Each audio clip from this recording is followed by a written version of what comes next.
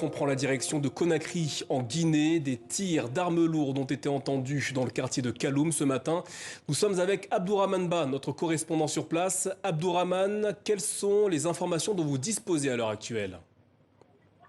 Bonjour Namouri, alors je confirme qu'il s'agit bien d'une évasion spectaculaire d'au moins 3 détenus, tous connus, puisqu'il s'agit, selon les informations qui circulent pour le moment, du capitaine Moussa Dadis Camara, l'ex-chef de la junte militaire en 2009, le colonel Tiek Bouro et le colonel Claude Pivi, tous des hauts gradés de ce régime. Alors tout a commencé très tôt ce matin, comme vous l'avez dit, des hommes en tenue lourdement armés ont attaqué la maison centrale de Conakry, la plus grande prison du pays, où étaient détenus l'ex-chef de la junte et une dizaine d'autres détenus.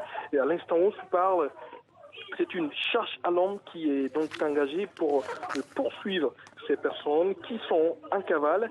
Des recherches sont donc engagées pour les retrouver. Alors il y a beaucoup de militaires dans les rues. On entend des coups de feu, des tirs.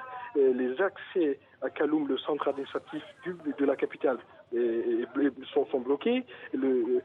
Sont bloqués par des agents armés et encagoulés. Et j'apprends aussi que les frontières et l'aéroport sont aussi bloqués. Dans un tweet qui vient d'être publié par le ministre de la Justice, Charrois a tenté de rassurer la population en écrivant que ce procès ira jusqu'au bout.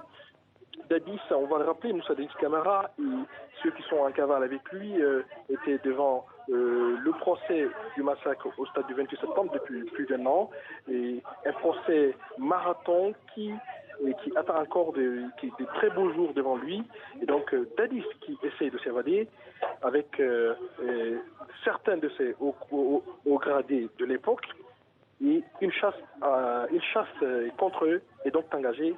Pour le moment, il n'y a aucune prise de parole officielle du côté gouvernement et côté de la maison centrale.